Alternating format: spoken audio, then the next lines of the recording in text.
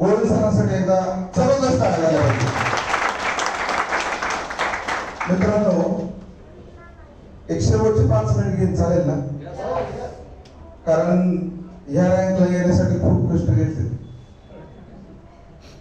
कारण हे तुम्हाला नाही समजणार, जे कोर्टवाले आहेत ना सगळे, त्यांना माहिती आहे रँकची किंमत काय आहे.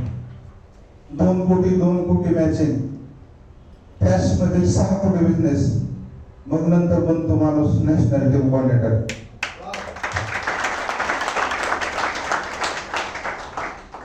माय लाईफ मध्ये आल्यानंतर जे पहिलं स्वप्न पाहिलं मी, मला टीसी नाही बनायचं, मला एलटीसी बनायचंय, हे स्वप्न उराशी घेऊन गेले 7 वर्ष माय लाईफ मध्ये काम करतोय. गेल्या 20 तारखेला माझं स्वप्न पूर्ण झालं मित्रांनो. आणि धाराशिव जिल्ह्यातून पहिला एनटीसी मधून तुमच्या समोर उभा आहे. माझं नाव संजय अशोकराव चव्हाण, मूळचं धाराशिवचं आहे. बाय क्वालिफिकेशन बीएससी आहे. आणि बीएससी झाल्यानंतर संभाजीनगरला 2 वर्ष मी डिप्लोमा इन कम्प्युटर हार्डवेअर आणि सॉफ्टवेअरचा डिप्लोमा केला. आणि त्यानंतर जवळपास 9 ते 10 वर्ष मी धाराशिव मध्ये स्वतःचा व्यवसाय केला. स्वतःचं कॉम्प्युटर सेंटर, सुयोग कॉम्प्युटर सेंटर मी ओनर. त्यानंतर सुयोग सेल्स अँड सर्व्हिस, जे लॅपटॉप डेस्कटॉपचं दुकान मी जवळपास 10-11 वर्ष चालवलं. आणि 2012 मध्ये माझ्या आयुष्यामध्ये एक अशी घटना झाली, जे माझ्याकडे होतं ते सगळं माझ्या हातातून निघून गेलं मित्रांनो. आणि मी पुण्याला स्वतःचं घर चालवण्यासाठी पुण्यामध्ये जॉबला सुरुवात केली मित्रांनो. जॉब माझ्या बेसिक क्वालिफिकेशन वर लागला. 20,000 पगार. अशा अवस्थेमध्ये 2 मुलं इंग्लिश मीडियमला शिकायला, राहायला मी हडपसरला. फ्लॅटचं भाडं 6,000, 2 मुलांची फीस, फ्लॅटचं भाडं. आणि पुण्यामध्ये जे काही कोणी जर राहिलं असेल तर पुण्यामध्ये 20,000 रुपये व्हॅल्यू नाही आहे काही. खूप म्हणजे वाईट अवस्था आली होती माझ्यावर. कारण मी चांगला काळ पण पाहिला मित्रांनो. ज्यावेळेस माझ्याकडे खूप पैसा होता त्यावेळेस नातेवाईक माझ्यासोबत कसे राहिले, आणि ज्यावेळेस 2012च्या नंतर ज्यावेळेस माझ्याकडे वाईट वेळ आली त्यावेळेस नातेवाईकांनी मला जी ट्रीटमेंट दिली, जी वागणूक दिली, त्या वागणुकीमुळे मित्रांनो आज मी माय लाईफस्टाईल मध्ये काम करतो.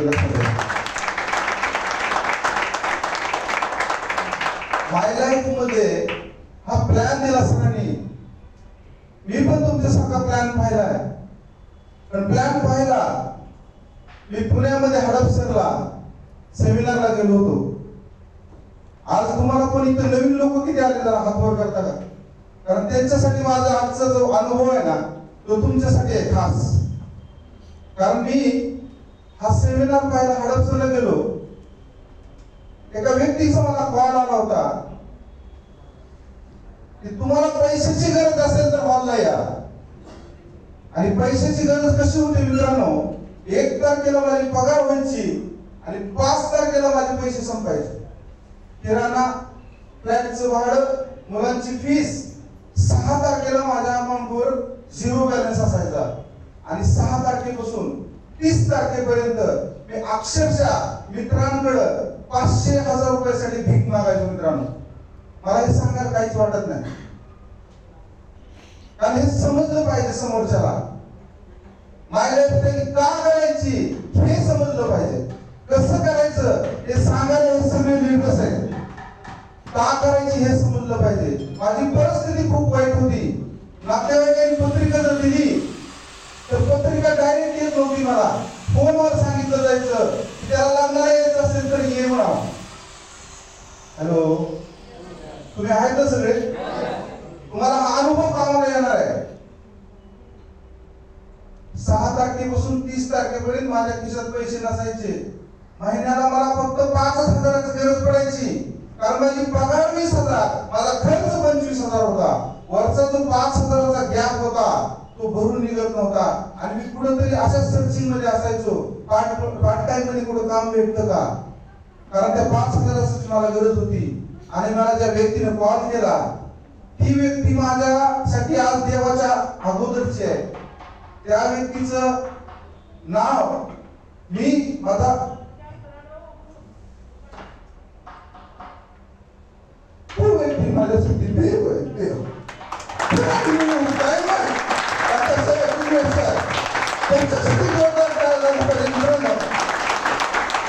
कारण त्या माणसाने माझं आयुष्य बदललं. ज्या व्यक्तीला कोण विचारत नव्हतं मार्केटमध्ये, ज्या व्यक्तीची लायकी नव्हती दुसऱ्याच्या कार मध्ये बसायची, त्या व्यक्तीला तात्या सरांनी 10 लाखाच्या 4 व्हीलर मध्ये बसवलं. ही ताकद माझी नाहीये, माझ्या त्याची ताकद आहे मित्रांनो. तात्या सर माझ्यासाठी देव आहे, देव. मी देवाच्या अगोदर तात्या सरांना मानतो, कारण त्यांचा जर मला कॉल आला नसता तर आज जे माझे मित्र आहेत आज पण 30,000वर जॉब करतायत, मी पण तिथंच राहिलो असतो. कारण मित्रांनो मी नक्की सांगेन माझ्या लाईफस्टाईल का करायची. त्याची परिस्थिती वाईट आहे ना, त्यानं माझ्या लाईफस्टाईल करा. त्याचा वारंवार अपमान झाला पैशासाठी, त्यानं माझ्या लाईफस्टाईल करा. ज्याला नातेवाईकांनी त्रास दिला त्यानं माझ्या लाईफस्टाईल करा. माझ्या लाईफस्टाईल का करायची हे समजणं खूप गरजेचं आहे. हो, माझ्या लाईफस्टाईल कशी करायची खूप सोपं आहे. मला कळालं होतं माझ्या लाईफस्टाईल का करायची, कारण मला एकच कळालं होतं, परिस्थितीचा जर बदला घ्यायचा असेल, परिस्थिती बदलायची असेल तर एकमेव ट्रॅक आहे माझ्या लाईफस्टाईल. एकमेव ट्रॅक आहे डायरेक्ट सेलिंग. कारण मी भोगले ते 2012 ते 2017 हा 5 वर्षाचा काळ मी अज्ञातवासात काढलेला आहे. अज्ञातवास. कुठल्या नातेवाईकांच्या संपर्कात नाहीये मी, कुठल्या मित्राच्या संपर्कात नव्हतो, कारण माझ्यावर कर्ज होतं. ते कर्ज माझ्या मोठ्या भावाने फेडलं, लक्षात घ्या.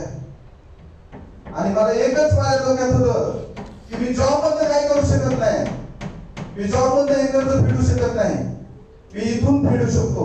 माय लाईफस्टाईल मला ट्रॅक दिसत होता मित्रांनो. पार्ट टाइम मध्ये काम सुरू केलं मी. पार्ट टाइम मध्ये अवघ्या 3 महिन्यामध्ये टीसी झालो, अवघ्या 3 महिन्यामध्ये. कारण आतमध्ये आग लागली होती, परिस्थिती बदलायची. तात्या मला एकच सांगायचे, तुम्हाला परिस्थिती बदलायचे, माय लाईफस्टाईल सिरियसली करा, माझ्या कॉलची वाट बघू नका. 6व्या महिन्यात मी एटीसी झालो, 9व्या महिन्यात मी डीटीसी आहे, 13 महिन्यात मी झेडटीसी आहे, आणि अवघ्या 23 महिन्यात ऍज अ एसटीसी म्हणून मी माय लाईफ मध्ये उभा होतो मित्रांनो. त्याचं कारण एकच आहे, परिस्थिती. एकच वाक्य लक्षात होतं माझ्या, तिथून पैसा मिळू शकतो, चांगल्या मार्गाने पैसा मिळू शकतो. आणि एकट्याला पैसा नाही मिळत, जो व्यक्ती काम करतोय त्याला पण पैसे येतो, आणि ज्यांना घेऊन काम करतोय त्यांच्या पण खात्यावर पैसे जातात मित्रांनो.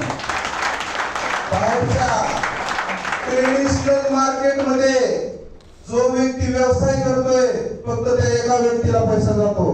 डायरेक्ट सेलिंग अशी इंडस्ट्री आहे, त्या इंडस्ट्री मधून जो व्यक्ती काम करतोय त्या व्यक्तीला पण पैसे जातात, आणि जी स्वीट टीम काम करते सोबत त्यांच्या घरामध्ये पण पैसे जातात. अशी कुठली इंडस्ट्री नाहीये, फक्त डायरेक्ट सेलिंग इंडस्ट्री आहे.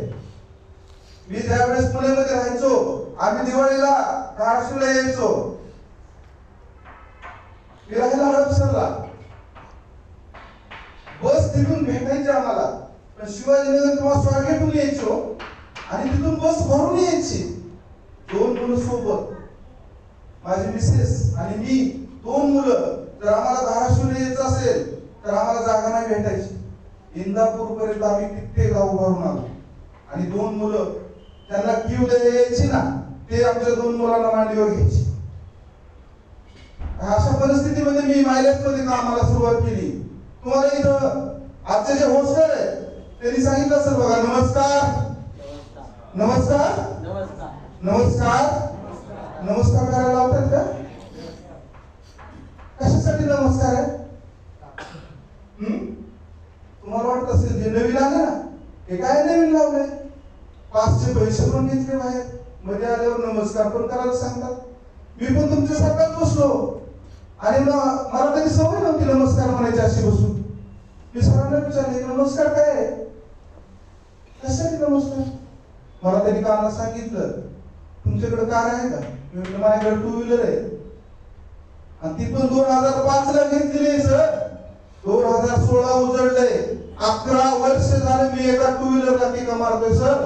कारचं स्वप्न पण पडत नाही मला. मला त्यांनी कानात सांगितलं 3 वर्ष नमस्कार नमस्कार नमस्कार करा तुमच्या दारामध्ये कार येईल. त्यावेळेस मी स्वतःशी हसलो.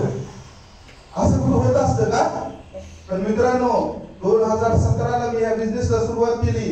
2017, 18, 23 ऑगस्ट 2019 मध्ये माझ्या कधी स्वप्नात पण आलं नव्हतं असे 10 लाखाची कार मायलेज त्यांच्या माध्यमातून परचेस केली. मी कार घेतल्यानंतर माझी मुलं 3 दिवस कार मध्ये बसत होती. किती दिवस. शाळेत गेले नाही, कार मध्ये बसायची. फक्त रात्री घरात येऊन बसायची. कारण त्यांना हे खरंच वाटत नव्हतं की त्यांच्या पप्पांनी गाडी घेतली. सर्वसामान्य व्यक्तीला अधिकार नाही आहे कार स्वप्न बघायचा. हा बिझनेस त्या व्यक्तीनं करावा. मी कायम बोलतो माझ्या शेअरिंग मध्ये, हा बिझनेस त्या व्यक्तीनं करावा ज्या व्यक्तीचं स्वतःच्या परिवारावरती खरं प्रेम आहे. किती जण आहे ज्यांचं स्वतःच्या परिवारावरती खरं प्रेम आहे. हात वर करा जरा प्लीज सर. बघा सगळे हात वर करतात. हात वर राहू जरा थोडं. तुम्ही तुमच्या परिवाराला चांगलं घर दिले, तुम्ही तुमच्या परिवाराला चांगली कार दिली, तुम्ही तुमच्या परिवाराला चांगलं सोनं नाणं दिले, तुम्ही तुमच्या मुलांना चांगल्या ठिकाणी शिकवायला ठेवले. Yes or no. तुम्ही खोटं बोलताय मग. मी पण तुमच्यासारखाच खोटं बोलत होतो. मी माझ्या मुलांना म्हणायचं माझं तुझ्यावर खूप प्रेम आहे. पण माय लाईफ मध्ये आल्यानंतर कळालं की जर आपलं प्रेम खरंच सिद्ध करायचं असेल तर आपण आपल्या परिवाराला एक चांगलं घर दिलं पाहिजे, एक चांगली गाडी दिली पाहिजे, अंगावर सोनं असलं पाहिजे, बँकेत बँक बॅलन्स असला पाहिजे आणि आपली मुलं चांगल्या ठिकाणी शिकायला असली पाहिजे. तर आपण म्हणू शकतो की माझ्या परिवाराला तिथून जे सुरुवात केली मित्रांनो. माझ्यासोबत मी पुण्यामध्ये राहायला असल्यामुळं आणि मी धाराशिवचा, माझी पाईपलाईन छोटी, पगार 20,000, त्यामुळे माझ्या पाईपलाईन मध्ये 20,000 जायचे. आज सरांनी प्लॅन दिला, आठवड्याला किती इन्कम सांगितलं. 2,10,000 सांगितलं. हडपसरला पण सांगितलं होतं 2,10,000. Same plan. माझ्या पाईपलाईन मध्ये फक्त 20,000 पर्यंत इन्कम गेलं. किती. त्याच्यानंतर मी हसायला लागलो. म्हणजे कोटवाली खोटं बोलतो. कारण माझं वर्षाचं इन्कम होत नव्हतं. माझं वर्षाचं इन्कम पगार 2,40,000 आणि इथं सांगितलं जात होतं आठवड्याला तुम्ही या बिझनेसच्या माध्यमातून 2,10,000 घेऊ शकता. हा सेमिनार पाहताना तात्या सरांनी मला असं बसवलं मध्ये. असं खूप हुशार आहेत तात्या सर, खूप हुशार आहेत. शिक्षणावर जाऊ नका. मध्ये बसवलं. काही गोष्टी पटत नव्हत्या मला. ते असं कसं शक्य आहे. आठवड्याला 2,10,000 रुपये इन्कम कसं काय येतं. मी एवढी मेहनत करतो, एवढं कष्ट करतो, तरी मला महिन्याला 20,000, वर्षाचं 2,40,000 इन्कम. पण ऐकून घेतलं, काही गोष्टी पटल्या नाहीत, काही गोष्टी बाउन्सर गेल्या, डोक्याच्या वरनं गेल्या. पण शेवटपर्यंत बसलो. बरं झालं बसलो. इथं आज जे नवीन आलेत ना त्यांना ज्यांनी आणले ना त्याच्याकडे बघत असते. तू बाहेरच तुला राहतो. आपल्या सरांकडे बघत होतो. काय असं म्हणायचं. बाहेर गेल्यानंतर मी त्यांना काय प्रश्न विचारला माहिती. बाहेर गेल्यानंतर ते गाडीमध्ये बसले होते. त्यांच्याकडे त्यावेळेस वर्णा गाडी होती ब्लॅक कलरची. बाहेर गेल्यानंतर त्यांना म्हणलं काच खाली करा. काच खाली केला. मी त्यांच्या कानात विचारलं खरंच पैसे येतात का. ते माझ्याकडे हसायला काय. मला म्हणले तुम्हाला खरं वाटत नाही का. नाही वाटत. त्यांनी माझ्याकडे पासबुक दिले त्यांच्या बँकेचे. मी माणसावर विश्वास नाही ठेवला, कागदावर विश्वास ठेवला. पासबुक चेक केले, अर्धा पाऊण तास पासबुक चेक केले आणि बघितलं माय लाईफस्टाईलच्या माध्यमातून तात्या सरांच्या अकाउंटला आठवड्याला पैसे जात होते, कागदावर विश्वास ठेवला, कामाला सुरुवात केली. मित्रांनो, 2 कोण येतील गॅरंटी नव्हती, पण आज माझ्यासोबत 49-30 या भाऊ लोक आहेत माझ्या टीममध्ये. 49 3,500 माझा ग्रुप आहे 3 जिल्ह्यामध्ये, लातूर, सोलापूर आणि धाराशिव. आणि लातूरशी तर मी कनेक्टेड आहे लॉकडाऊन पासून.